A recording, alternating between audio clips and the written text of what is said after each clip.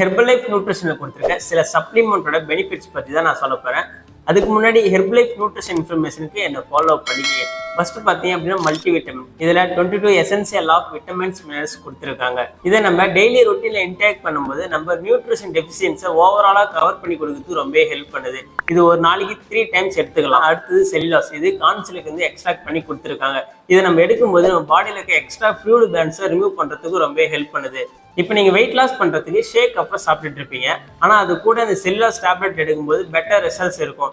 இதுவும் ஒரு நாளைக்கு 3 டைம்ஸ் எடுத்துக்கணும். அதுக்கப்புறம் பார்த்தீங்க அப்படின்னு ஹெர்பல் கண்ட்ரோல். இது green tea, black tea, oolong டீலேருந்து எக்ஸ்ட்ராக்ட் பண்ணி கொடுத்துருக்காங்க.